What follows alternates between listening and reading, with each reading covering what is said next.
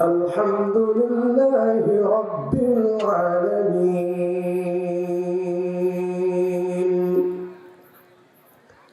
والعاقبة للمتقين والصلاة والسلام على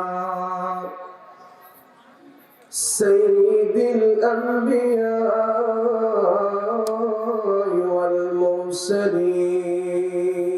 والمرسلين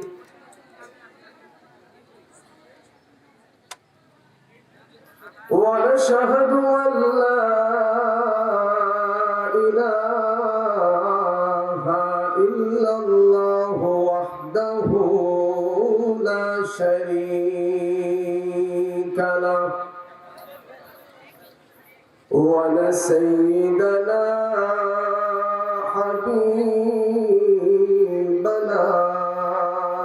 طبيبنا طبيب قلوبنا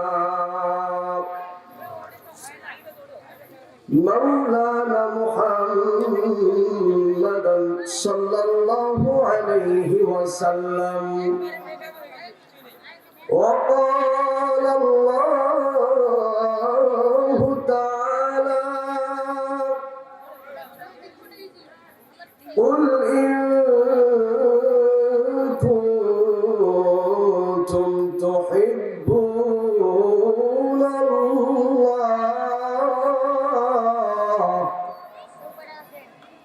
যখন কোরআনুল কারীমে আয়াত তেলাওয়াত হবে ইনশাআল্লাহ আমরা সকলে উঁচু আওয়াজ দিয়ে আল্লাহু আকবার বলবো ইনশাআল্লাহ فاتبعوني يحببكم الله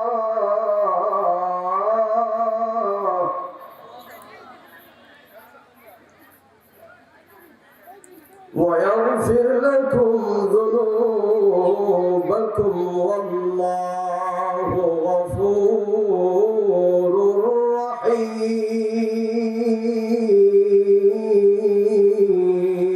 رحيم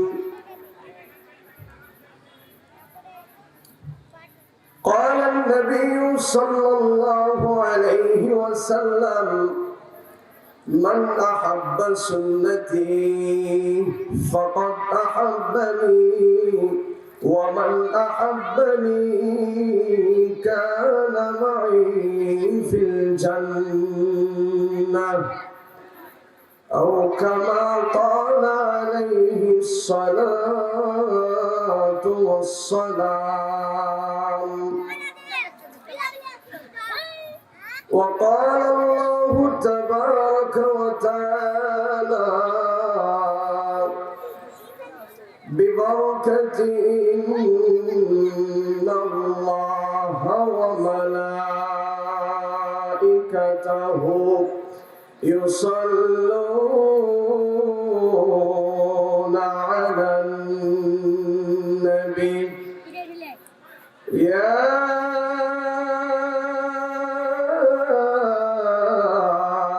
أيها الذين آمنوا صلوا عليه وسلموا تسليما اللهم صل على سيدنا مولانا محمد وعلى آل سيدنا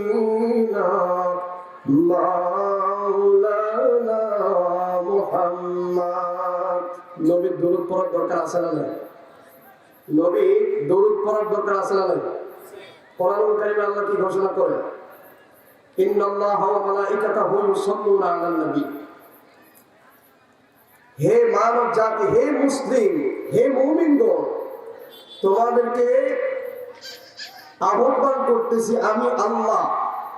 আল্লাহ ঘোষণা করেন যে নিশ্চয়ই আমি আল্লাহ, শুধু নয় আমি আল্লাহর যতগুলো রহমতের ফেরেশতা আছে আমি আল্লাহর সমস্ত রহমতের ফেরেশতা সহ ওই নবীর প্রতি দরুদ পড়ি, সেই নবীর প্রতি তোমরাও দরুদ পড়ো। সুবহানাল্লাহ। তবে দরুদ পড়ার দরকার আছে না নাই? আছে না নাই? আমরা সকলে এক জায়গার মধ্যে সমবেত হই। আমরা সকলে সামনে আগে আসি ইনশাআল্লাহ। আর মহব্বতে আমরা দরুদ পাঠ করব, সকলে করি আল্লাহুম্মা সাল্লি আলা সাইয়্যিদিনা মাওলানা মুহাম্মাদ ওয়া আলা আলি সাইয়্যিদিনা মাওলানা মুহাম্মাদ। মদিনার গোলামি আমায় দে, ও কামলিওয়ালা। মদিনার গোলামি আমায় দে। মহব্বতে পড়তে পারবো কিনা? পারবো তো ইনশাআল্লাহ। মহব্বতে আজকে আমাদের আলোচনার বিষয় হচ্ছে নবীর মহব্বত এবং নবীর মুজিজা, নবীর আদর্শ।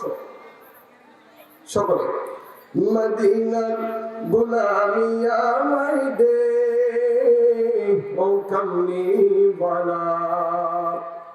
মদিনার গোলামি আমায় দে। যখন জিজ্ঞাসা করা হলো সাহেব যে তোমাকে যদি দুনিয়া সবকিছু দেওয়া হয়, দুনিয়ার সবকিছু দেওয়া হয় তোমাকে, তারপরও তুমি কোন জিনিসটার জন্য আফসোস করবা? শায়ের ভাবে বলে, সোনা চাই না, রূপা চাই না, চরণ ধুলি বাসনা। সুবহানাল্লাহ বলেন। সোনা চাই না, রূপা চাই না, চরণ ধুলি বাসনা। ভাঙা তকদির জোড়া লাগাই দে, ও মওলা আমার। মদিনার গোলামি আমায় দে। পরিসালাতু ইয়া রাসূলুল্লাহ আলাইকুম সালামুন ইয়া হাবিবাল্লাহ আলাইকুম। মুহাব্বতে জিকির করার দরকার আছে না নাই? পড়ি লা ইলাহা ইল্লাল্লাহ, লা ইলাহা ইল্লাল্লাহ, লা ইলাহা ইল্লাল্লাহ, লা ইলাহা ইল্লাল্লাহ। জিকির করার দরকার আছে না? আল্লাহ রাসূলের এক হাদিসের মধ্যে পাওয়া যায়, আল্লাহ রাসূল সাল্লাল্লাহু আলাইহি ওয়াসাল্লাম ইরশাদ করেন, যখন কোনো ব্যক্তি দুনিয়ার কোনো এক জায়গার মধ্য থেকে ইখলাসের সহিত জিকির করে, উত্তম জিকির হচ্ছে লা ইলাহা ইল্লাল্লাহ, এটা যদি কোনো ব্যক্তি জপে এবং এটা অন্তরের মধ্যে সর্বক্ষণই সে যেন পড়ে, আল্লাহ রাসূলের হাদিসের দ্বারা প্রমাণিত, আরশে আজিমের সামনে একটা নূরের খুঁটি রয়েছে। কি এর খুঁটি? নূরের খুঁটি রয়েছে। বলা হয়েছে যতক্ষণ পর্যন্ত আল্লাহ তাআলা ওই ব্যক্তির গুনাহগুলো মাফ না করে দিবে, ততক্ষণ পর্যন্ত ওই নূরের খুঁটিটা লড়তেই থাকবে, লড়তেই থাকবে। সুবহানাল্লাহ।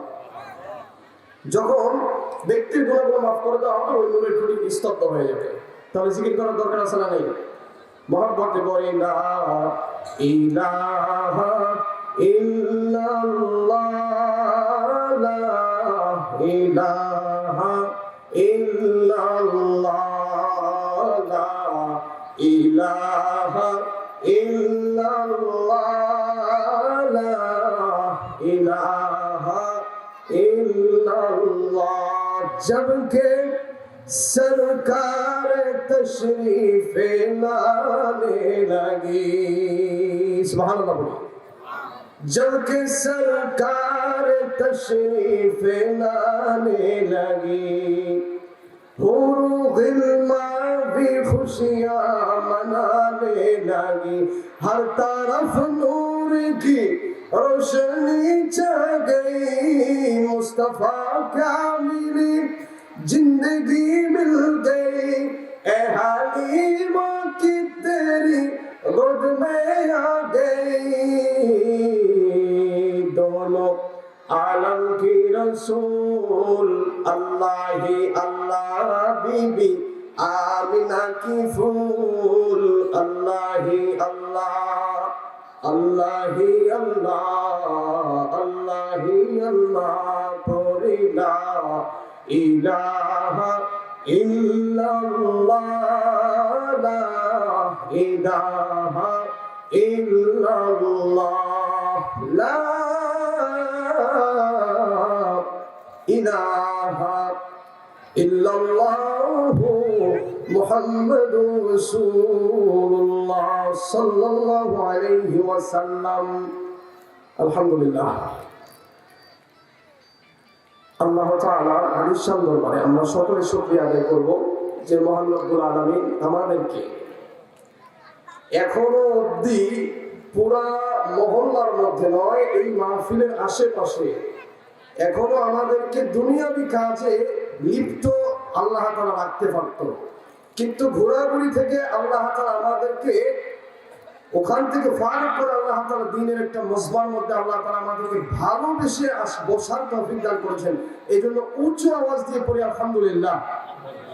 লক্ষ কোটি দরুদ ও সালাম সেই নবীর প্রতি যে আল্লাহ রাব্বুল আলামিন আমাদেরকে শ্রেষ্ঠ নবীর শ্রেষ্ঠ উম্মত এবং শেষ নবীর শেষ উম্মত হিসেবে দুনিয়ার মধ্যে পাঠিয়েছেন। এই জন্য সকলে পড়ি সাল্লাল্লাহু আলাইহি ওয়াসাল্লাম।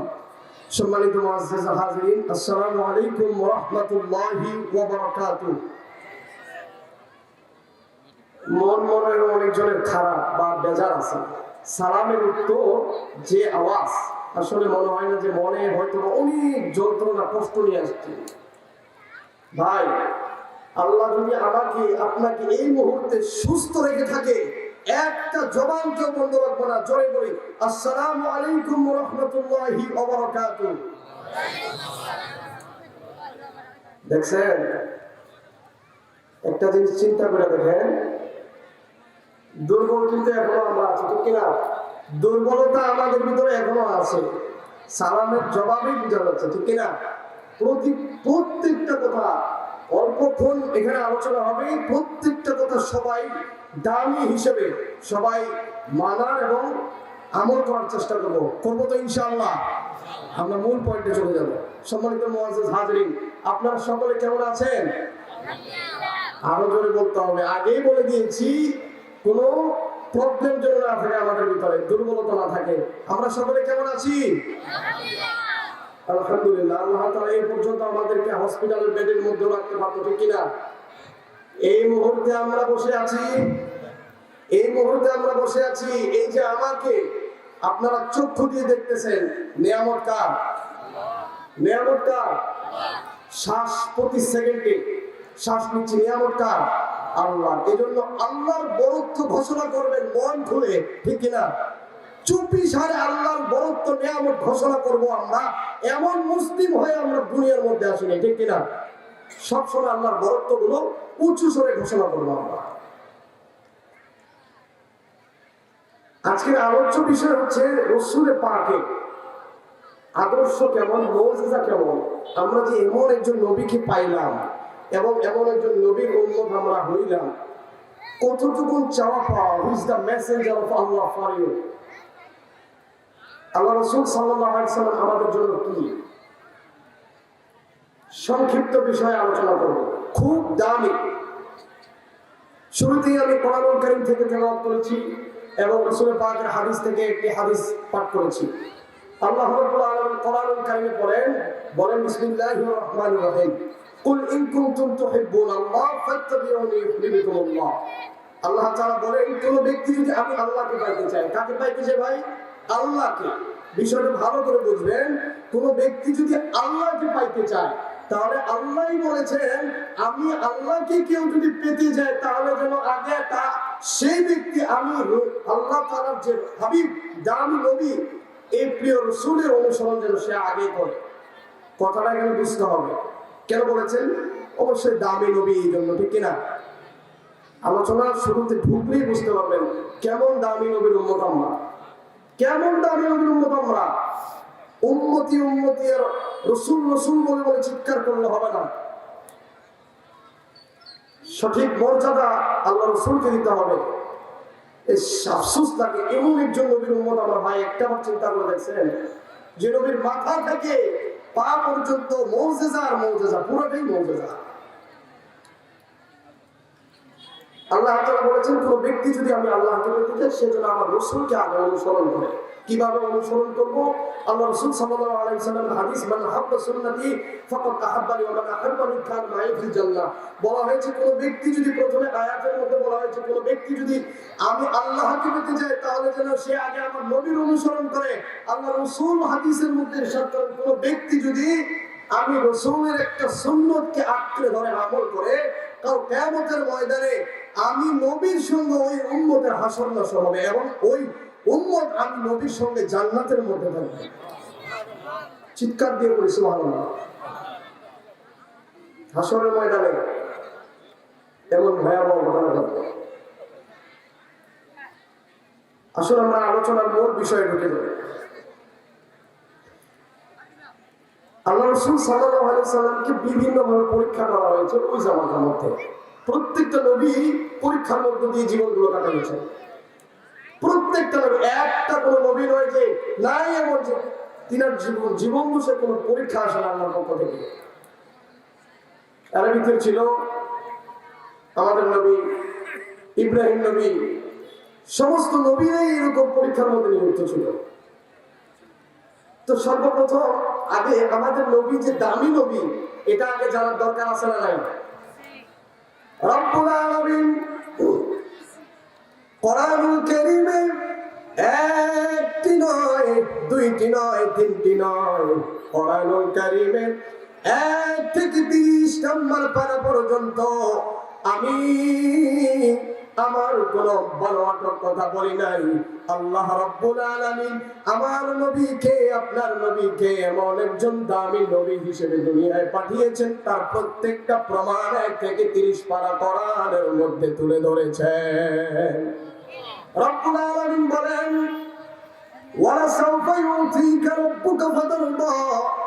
আবার রাব্বুল আলামিন বলেন ইয়া আইয়ুহাল মুদাথথির।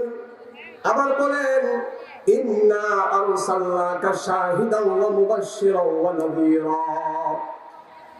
এখানে একটা জিনিস রয়েছে। সর্বপ্রথম রব্বুল আলামিন প্রত্যেকটা নবীকে সৃষ্টির পর প্রত্যেকটা নবীকে একটা করে উপাধি দিয়েছেন। যেমন মূসা নবীকে উপাধি দিয়েছেন মূসা কালিমুল্লাহ, ইব্রাহিম নবীকে উপাধি দিয়েছেন ইব্রাহিম খলিলুল্লাহ, আর আমার আপনার নবীকে আল্লাহ তাআলা ভালোবেসে মায়া করে দয়া করে মহব্বত করে রাসূলকে উপাধি দিল হাবিবুল্লাহ। হাবিবুল্লাহ, খলিলুল্লাহ, কালিমুল্লাহ প্রত্যেকটা উপাধির অর্থ ভিন্ন ভিন্ন আসে। এক রিওয়ায়াতে আসছে ইব্রাহিম নবীকে যে খলিলুল্লাহ উপাধি দিল, এই খলিলুল্লাহ শব্দের অর্থ এমন আসে যে ওই খলিলুল্লাহ ব্যক্তি নিজেই কাজ করবে খুশি করার জন্য আল্লাহকে, মানে উনি কাজ করবে ওনার রবকে খুশি করার জন্য। ইব্রাহিম খলিলুল্লাহর উপাধির অর্থ এমন আসে যে উনি ওনার রবকে খুশি করার জন্য সমস্ত কাজ করবে। এবার রাসূলের পাক সাল্লাল্লাহু আলাইহি হাবিব, দয়ার নবী, মায়ার নবী, আকায়ে নাম তাজদার মদিনা, যে নবীর 1 পারা নয়, 2 পারা নয়, 1 থেকে 30তম পারার মধ্য থেকে আল্লাহ তাআলা রাসূলের মর্যাদার মুজিজা দিয়ে ভরপুর করে দিয়েছেন, সম্মান দিয়ে ভরপুর করে দিয়েছেন। এবার জিবরাইলকে সুন্দর করে জানিয়ে দে, হে জিবরাইল তুমি জানোনি আমার এমন একজন নবী রয়েছে যে নবীর উপাধি আমি শ্রেষ্ঠত্ব উপাধি দিয়েছি। জিবরাইল ডাক দিয়ে বলেন ইয়া রাব্বুল আলামিন, আপনি আপনার ওই নবীকে কোন উপাধি দিয়েছেন সেটা তো আমি জানি না, তবে শুনতে চাই ওই উপাধির অর্থটা কি দাঁড়ায়। রব্বুল আলামিন সঙ্গে সঙ্গে জিবরাইলকে ডেকে দিয়ে বলে, হে জিবরাইল, আমি আমার এমন একজন নবীকে দুনিয়ায় পাঠাবো। ওই মুহূর্তে নবীকে দুনিয়ায় পাঠাই নাই আল্লাহ, এমন একজন নবীকে দুনিয়ায় পাঠাবো যিনার নাম হবে আমার নামের সঙ্গে মিলিত। শুধু এটাই নয়, ওই নবীর উপাধি হবে হাবিবুল্লাহ। বলে হাবিবুল্লাহ নামের উপাধির অর্থ কেমন? বলে এমন, আমি ইব্রাহিমকে খলিলুল্লাহ উপাধি দিলাম, ইব্রাহিম কাজ করবে আমি আল্লাহকে খুশি করার জন্য, আর আমি আমার শ্রেষ্ঠ নবীকে উপাধি দিলাম হাবিবুল্লাহ এই জন্য, কারণ আমি আল্লাহ নিজে ওই হাবিবকে খুশি করার জন্য কাজ করব। সুবহানাল্লাহ।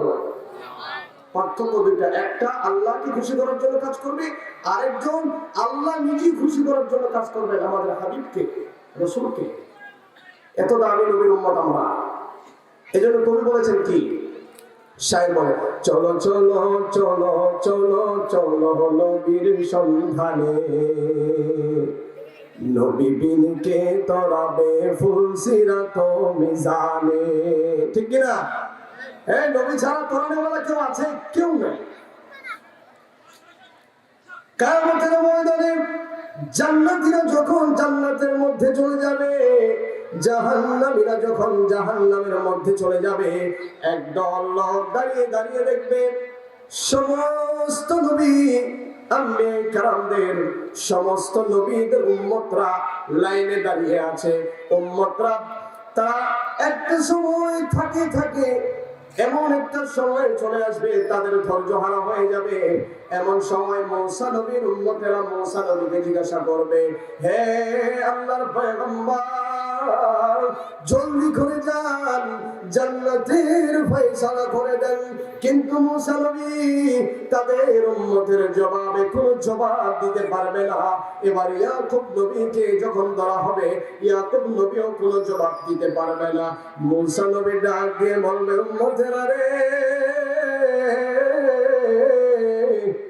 আজকে হাসরের ময়দানে এই যে তোমরা জান্নাত পাওয়ার জন্য ছটফট করতেছ, কিন্তু না না না, আমি মূসাও পারবে না, ইয়াকুবও পারবে না, সমস্ত নবীরাও আল্লাহর সামনে জান্নাত চাইতে পারবে না। আল্লাহর সামনে দাঁড়ানোর ক্ষমতা কোন নবীর থাকবে না, জান্নাত সুপারিশ করার মতো কোন নবীর ক্ষমতা থাকবে না। মূসা নবী ডাক দিয়ে বলবে, একজনই নবী আছে বান্দা, হাসরের ময়দানে ওই পয়গম্বর ছাড়া আল্লাহর সামনে দাঁড়ানোর ক্ষমতা কেউ রাখবে না। আর ওই পয়গম্বর হচ্ছে আমার আপনার নবী, আখিরি জামানার পয়গম্বর। কোন নবীর ক্ষমতা থাকবে না হাসরের ময়দানে সুপারিশ করার। একটা ঝান্ডা থাকবে পুরো হাসরের ময়দান থেকে, শুরু থেকে শেষ পর্যন্ত, পূর্ব থেকে পশ্চিম, উত্তর থেকে দক্ষিণ, কোন নবীর ঝান্ডা থাকবে না, একমাত্র আমার আপনার নবীর ঝান্ডা ছাড়া। পড়ি সুবহানাল্লাহ। সমস্ত আদম থেকে ঈসা রূহুল্লাহ পর্যন্ত সমস্ত পয়গম্বররা আমার আপনার নবীর ঝান্ডার তলে বসবাস করবে। এমনটা অবস্থায় দেখা যাবে বিভিন্ন উম্মতেরা রাসূল পাকের যারা সুন্নতকে আঁকড়ে ধরেছে, হাসরের ময়দানে হাউজে কাউসারের পানি পান করার জন্য ছটফট করবে। কিন্তু আল্লাহ তাআলার পক্ষ হতে এমন একটা হুকুম এসে যাবে, ওই মুহূর্তে যারা নবীর খাঁটি উম্মত হয়ে নবীর সুন্নতকে আঁকড়ে ধরেছেন, একমাত্র ওই উম্মত ছাড়া কোনো উম্মতের দিদার রাসূল পাকের সঙ্গে হবে না। এজন্য নবীর সুন্নতকে আঁকড়ে ধরার দরকার আছে না নাই? দেখেন, একটা জিনিস চিন্তা করে দেখেন, এমন এক নবীর উম্মত আমরা, যে নবী হাসরের ময়দানে সমস্ত নবীদের নেতা, ঠিক কিনা? একটাই ঝান্ডা থাকবে, সেটা হচ্ছে আমাদের নবী, আর কারো ঝান্ডা থাকবে না। আদম থেকে ঈসা পর্যন্ত প্রত্যেকজন এই ঝান্ডার নিচে থাকবে। কেমন মর্যাদার নবী ছিল আমার আপনার নবী! আমরা সকলে নাম শুনেছি আবু জাহেল, তিনি নবীকে জানতো, সত্য নবী, দামি নবী, আখের নবী, কিন্তু কখনো মানত না। হঠাৎ করে এসে ডাক দিয়ে বলে, হে ভাতিজা মুহাম্মদ, আমি তোমার কাছে এসেছি বড় একটি আশা নিয়ে। বলে, কি আশা? বলে, এমন একটি আশা নিয়ে আসছি তোমার কাছ থেকে, আজকে আমি একটা জিনিস দেখবো বলে নিয়ত করেছি। রাসূল পাক সাল্লাল্লাহু আলাইহি হাবিব ডাক দিয়ে বলে, হে চাচা, জলদি করে বলেন আপনার কি আশা আকাঙ্ক্ষা রয়েছে। আবু জেহেল ডাক দিয়ে বলে, হ্যাঁ ভাতিজা মুহাম্মদ, আমি তোমার কাছ থেকে কারামতি দেখতে চাই। রাসূলকে তো আগে জিবরাইলের দ্বারা আল্লাহ পাক ওহীর মাধ্যমে জানায়া দিয়েছে, হে প্রিয় হাবিব, তোমার কাছে আবু জেহেল এসে কিন্তু কিছু প্রশ্ন করবে, এই আনসার গুলো আল্লাহ রাসূলকে আল্লাহ আগেই দিয়ে রেখেছেন। এবার রাসূল পাক ডাক দিয়ে বলে, হ্যাঁ চাচা, মুচকি হেসে দিয়ে বলে, আপনার একটা কারামতি দেখার জন্য আমি নবী আসি নাই। আপনি বলেন দুনিয়ার জমিনের মধ্যে কারামতি দেখবেন নাকি আসমানের মধ্যে? বলেন সুবহানাল্লাহ। আবু জাহেলকে বলে, চাচা, আপনি কি জমিনের মধ্যে কারামতি দেখবেন না মুজিজা দেখবেন না আসমানের মধ্যে? আবু জাহেল ডাক দিয়ে বলে, হে ভাতিজা, আমি তো চিন্তা করতেছি, যে চিন্তা করলাম যে তোমার কাছ থেকে কারামতি দেখবে, এখন বলিনি যে জমিনের মধ্যে, তুমি যেহেতু আসমানেরটা মনে করে দিয়ে দিচ্ছ, তাহলে দেখাও, আসমানের মধ্যেই দেখাও।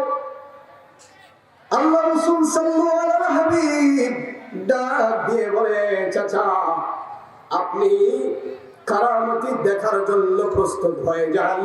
এটা বলা দেরি, রাসূল পাক সাল্লাল্লাহু আলাইহি হাবিব তিনার ডান হাতের আঙ্গুল চন্দ্রের 14 তারিখে ওই রাত্রের মধ্যে রাসূল পাক সাল্লাল্লাহু আলাইহি হাবিব ওনার ডান হাতের আঙ্গুল আসমানের দিকে তুলে ধরা দেই, দুই চন্দ্র দ্বিখণ্ডিত হয়ে দুই পাশে পড়ে যেতে দেরি হয় না। আঙ্গুল ইশারা দেওয়া দেই, চন্দ্র দুই ভাগ বিভক্ত হয়ে গেছে। আবু জাহেল দেখে এক মারছে না, বলে চাইনা একটু কারামতি দেখার জন্য। আবার মুহাম্মদ সাল্লাল্লাহু আলাইহি সাল্লাম দেখি জমিনের থেকে আসমানেরটা খেয়াল করে দিল, তো দেখি মারাত্মক জাদু করবে। নাউজুবিল্লাহ বলেন, নাউজুবিল্লাহ বলেন না, বলে একটু মারাত্মক জাদু করবে। হ্যাঁ, না না, এত সহজ প্রশ্ন করা যাবে না, তার একটু কঠিন প্রশ্ন করতে হবে। অথচ এই প্রশ্নের অ্যান্সারগুলো কিন্তু আল্লাহ আগেই জিবরাইলের দ্বারা আল্লাহ রাসূলের কাছে পৌঁছে দিয়েছেন, ইন হুয়া ইল্লা ওয়াহয়ুন ইউহা, ওহীর মাধ্যমে। আবু জাহেল ডাক দিয়ে বলে, হ্যাঁ ভাতিজা, আমি আরো একটা প্রশ্ন করতে চাই। রাসূল ডাক দিয়ে বলে, হে চাচা, আপনি একটা নয়, প্রয়োজনে হাজার হাজার প্রশ্নের অ্যান্সার আমি দেওয়ার জন্য প্রস্তুত। ডাক দিয়ে বলে, হে মুহাম্মদ ভাতিজা, তুমি যে কেমন সত্য নবী এটা আমি তখনই জানতে পারবো, ওই যে দেখো তোমার চোখের সামনে একটা গাছ দাঁড়িয়ে রয়েছে, তুমি যদি সত্য নবী হও, আখির জামানার পয়গম্বর হও, তাহলে তোমার ইশারায় ওই গাছটার জায়গা থেকে এসে তোমার পায়ে সালাম করবে। প্রথম অপশন দিয়েছিল, তুমি যদি সত্য নবী হও তাহলে ওই গাছ তোমাকে সালাম করবে। আল্লাহ রাসূল সাল্লাল্লাহু আলাইহি হাবিব ডাক দিয়ে কয়, হে চাচা, আপনি কি দ্বিতীয় নাম্বার কারামতি মুজিজা দেখার জন্য প্রস্তুত নি? বলে, হ্যাঁ হ্যাঁ প্রস্তুত, শুরু করো, দেখি কি অবস্থা। এটা বলা দেরি, রাসূল পাক সাল্লাল্লাহু আলাইহি হাবিব ইশারা করা দেরি, আল্লাহর পক্ষ হতে এমন সুন্দর করে গাছ তার জায়গা থেকে উঠে এসে রাসূল পাকের পা মোবারকে কদম মুচি করে সঙ্গে সঙ্গে তার জায়গার মধ্যে গিয়ে আবার স্থল হয়ে গিয়েছে। দুই নম্বর কারামতি যখন দেখছে, আবু জেহেল চিন্তা করতেছে দৌড়টা দিব কোন দিকে, উত্তর দিকে না দক্ষিণ দিকে, না পূর্ব দিকে না পশ্চিম দিকে। আমি তো ভাবছিলাম যে সামান্য কিছু হয়তো বা জানে, এই দেখি মারাত্মক কারবার রে। গাছ জায়গা থেকে উঠে এসে পায়ের মধ্যে কদম মুচি করতেছে, এটা তো যেন কোনো বিষয় না। আবু জেহেল কিন্তু এবার ট্রাই করতেছে যাবে কোনো একদিক দিয়ে, বলে এবার দেখা যাবে লাস্ট প্রশ্নের আনসার ডাক দিয়ে বলে, হে মোহাম্মদ ভাতিজা, অনেকগুলোই কারামতি দেখলাম, এবারেই হচ্ছে লাস্ট ফিনিশিং, আখেরি। বলে কি কি? বলে এই যে দেখো আমার হাতের মুষ্টির একটা দেখা যায়, একটা অংশের মধ্যে দেখা যায়, তুমি যদি সত্য নবী হয়ে থাকো তাহলে আমার হাতের মুষ্টির ভিতর কি রয়েছে সেটা তুমি প্রমাণ করবা। আর মুহাম্মদ সাল্লাল্লাহু আলাইহি হাবিব ডাক দিয়ে কয়, চাচা গো, আপনি তো অনেকগুলো প্রশ্ন অ্যান্সার আমার কাছ থেকে নিলেন, এই লাস্ট প্রশ্নের অ্যান্সার হইল আপনার হাতের মধ্যে কি জানি রয়েছে, এটা আমিও দেখি নাই, আপনিও দেখেন নাই। বলে ঠিক তো ঠিক। বলে আপনার হাতের মধ্যে মুষ্টির ভিতরে যেটাই থাকুক এটা বড় বিষয় না, আপনার হাতের মধ্যে কি রয়েছে এটা আমি যদি না বলি, আপনার হাতের মুষ্টির ভিতরে যেটা রয়েছে এটাই যদি সাক্ষ্য দেয় তবে কেমনটা হবে? চিৎকার দিয়ে পড়ুন সুবহানাল্লাহ। দেখেন কিভাবে ধরা হয়েছে। বলে তোমার হাতের ভিতরে যেটা আছে আমি রাসূল যদি না বলে তোমার হাতের ভিতরে যেটা আছে সেটাই যদি সাক্ষ্য দেয় তবে কেমনটা হবে? এটা বলাদের সঙ্গে সঙ্গে হাতের মুষ্টির ভিতর থেকে ছোট ছোট বালক কণাগুলো আল্লাহ রাসূলের তাজিমে সম্মানার্থে রাসূলের পাকে সালাম জানায়, বলে আসসালাতু ওয়াসসালামু আলাইকা ইয়া রাসূলুল্লাহ, আসসালাতু ওয়াসসালামু আলাইকা ইয়া হাবিবাল্লাহ। চিৎকার দিয়ে বলুন সুবহানাল্লাহ। কবি কাজী নজরুলের নাম শুনছেন তো? শুনেন না নাম? আর ইনি আমাদের নবীকে মারাত্মক কিছু নাতে রাসূল লিখেছেন, একটা নয় 450 বেশি আমার রাসূলকে নিয়ে তিনি নাতে রাসূল লিখছেন। দেখেন কত সুন্দর ভাষায় কবি নজরুল বলেন, শ্রেষ্ঠ নবী দিলে মোরে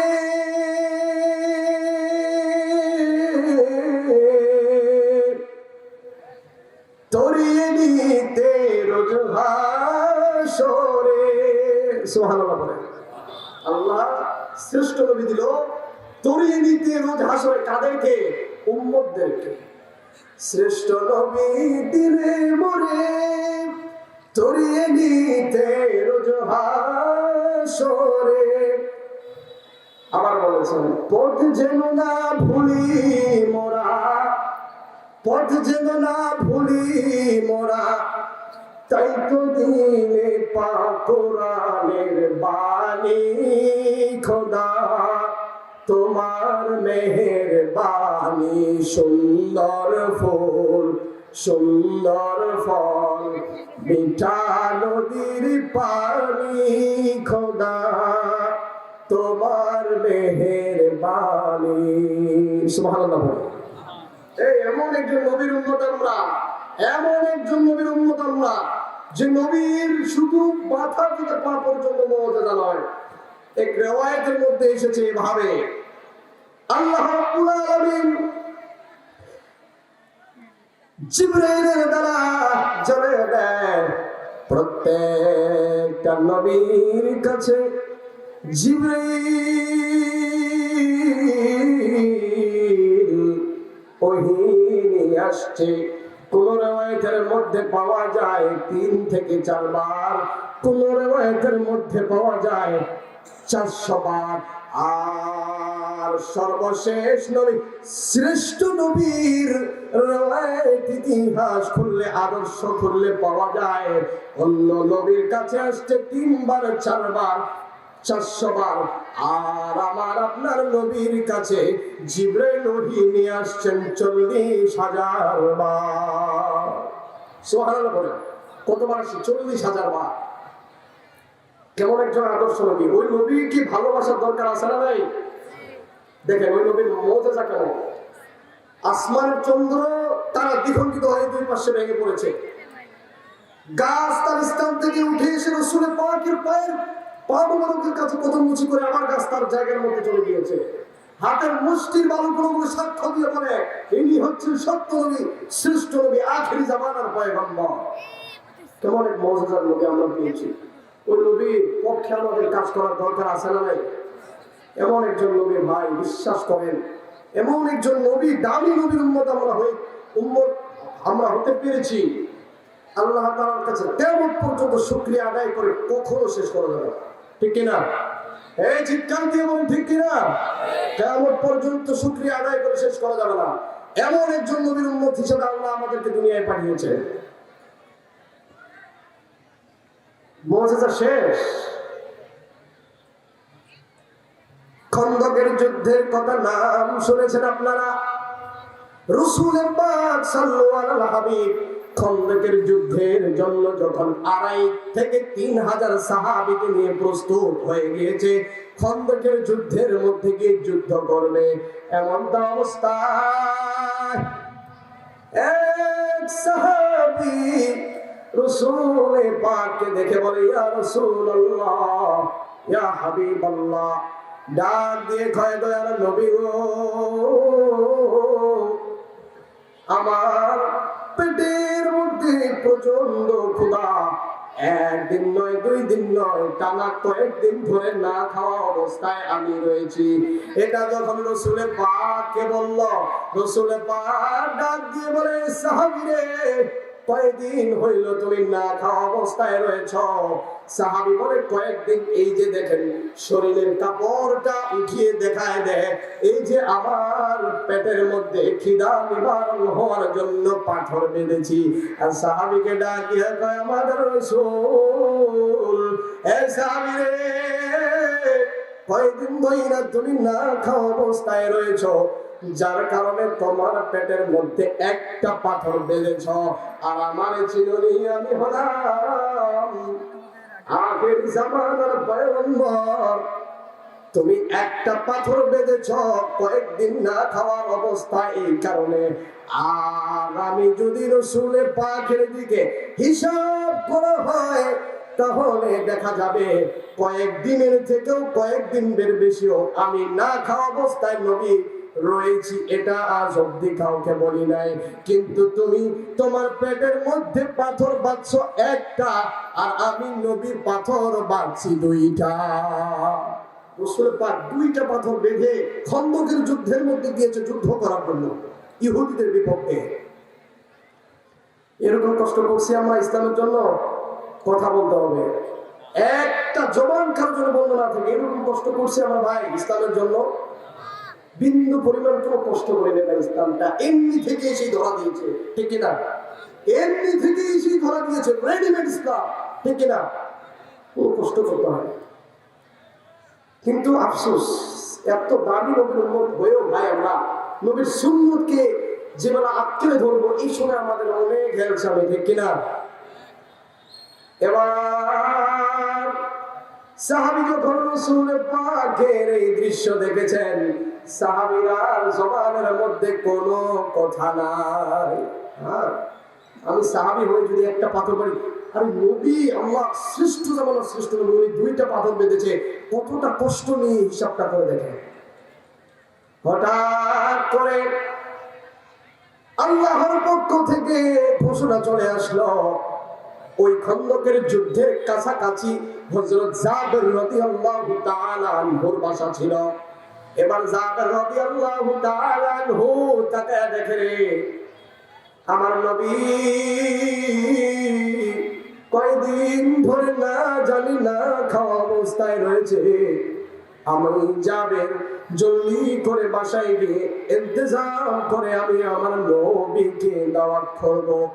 এটা বলা দেরি, জাবের রাদিয়াল্লাহু তাআলা আনহু সঙ্গে সঙ্গে বাসায় গিয়ে ওনার বিবিকে ডাক দিয়ে বলে, শুনছনি, আমাদের বাড়ির পাশে এমন এক জামানার নবী পয়গম্বর সারা জীবন যার কথা শুনেছি, তিনি আসছেন যুদ্ধ করার জন্য।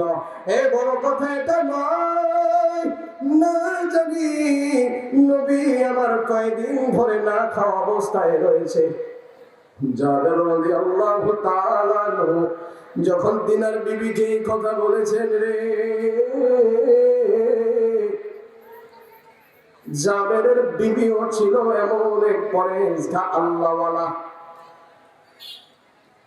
যখন জাবের এই কথা বলার পর বিবি ডাক দিয়ে বলে, স্বামী গো, এই মুহূর্তে তো নবীকে খাওয়ার মতো আমাদের বাড়িতে এমন কোন আয়োজন করার মতো সামর্থ্য নাই, তবে ছোট্ট একটা বকরি রয়েছে আর কয়েক টুকরা আটা, এই আটা দিয়ে কয়েকটা রুটি হতে পারে।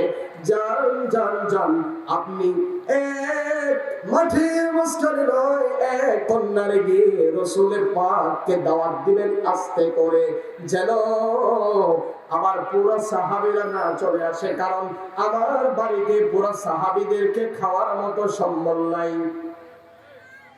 হযরত জাবের রাদিয়াল্লাহু তাআলা আনহু বিবি এমন পরিষ্কার ছিল, চালাক ছিল। দেখবেন সাধারণত মা বোনদের ভিতরে একটা জিনিস দেখা যায়, আমাদের মা বোনদের ভিতরে একটা জিনিস দেখা যায়, পরিবারের মধ্যে সদস্য 5 জন, যখন রাত্রে সবাই খাওয়ার জন্য 5 জনই এক জায়গার মধ্যে বসে, এখন এক টুকরা মাছ আছে, দেখবেন মারা এমন এক জাতি সঠিক ইনসাফ করে, ঠিক কিনা? 5টা প্লেটের মধ্যে এক পিস থেকে ইনসাফ করে সে ঢাকবে, ঠিক কিনা? মায়ের হচ্ছে এমন এক ইনসাফ জাতি। হযরত জাবের রাদিয়াল্লাহু তাআলা আনহুর বিবি এই কথা যখন বলল, জাবের রাদিয়াল্লাহু তাআলা আনহু চলে গেল খন্দকের ময়দানে। যাওয়ার পর রাসূলের পাককে যখন আস্তে করে বলবে, কারণ বিবি তো বলেছে, এটা বলার পর রাসূলের পাককে ডাক দিয়ে বলে, ইয়া রাসূলুল্লাহ, ইয়া হাবিবাল্লাহ, আমি আপনাকে এক দ্বারা মেহমানদারি করাতে চাই, আপনি কি আমার দাওয়াত কবুল করবেন কিনা? রাসূলের পাক ডাক দিয়ে বলে, 100 বার কবুল করব, যাও, আমি তোমার পিছন দিকে চলে আসবো, তুমি তোমার বাড়িতে কি অ্যারেঞ্জমেন্ট করো। এটা বলা দেরি, বারবার বিবি বলেছে, আপনি আস্তে করে রাসূলকে বলবেন যেন অন্য কোন সাহাবীরা না শুনতে পায়। আর জাবের রাদিয়াল্লাহু তাআলা আনহু যখন রাসূলকে এই দাওয়াতের কথা বলেছে, রাসূল পাক সঙ্গে সঙ্গে খন্দকের যুদ্ধের মধ্যে 1000 নয়, 2000 নয়, 2.5 থেকে 3000 সাহাবীদেরকে ঘোষণা দিয়ে বলে, হে সাহাবীরা রে, শুনো শুনো, এই মুহূর্তে আমরা এই খানার সময় আমরা সকলে মেহমানদারি করব জাবেরের বাড়িতে। বিবি বলে দিয়েছি রাসূলকে আস্তে করে বলবেন, কিন্তু দেখেন তারপরও রাসূল সাল্লাল্লাহু আলাইহি সাল্লাম, মানে মুজিজা কাকে বলে, সব সাহাবীদেরকে নিয়ে চলে আসছে। বাসায় গিয়ে যখন বিবি সাহেবা হযরত জাবের রাদিয়াল্লাহু তাআলা আনহুকে জিজ্ঞাসা করলো বাড়িতে যাওয়ার সঙ্গে সঙ্গে, আপনি কি নবীকে একলাই দাওয়াত দিয়েছেন নাকি আরো অন্য কিছু করেছেন? বিবির ডাক দিয়ে কয়, এই প্রশ্নের অ্যানসার পরে দিব, আগে জানালার কাপড়টা খুলে দেখো, কি অবস্থা শুরু হবে তুমি দেখলেই বুঝতে পারবা। বলছেন নবীকে, দেখেন ঘটনা বলছেন নবীকে, কিন্তু জাবেরের কোনো দোষ নাই, সাহাবীরও কোনো দোষ নাই। তিনি বলেছেন রাসূলকে আস্তে করে, কিন্তু দেখেন রাসূলের পাকের একটা মুজিজা এখানে পরীক্ষা করার জন্য রাসূলের পাক সব সাহাবীদেরকে নিয়ে 2.5 থেকে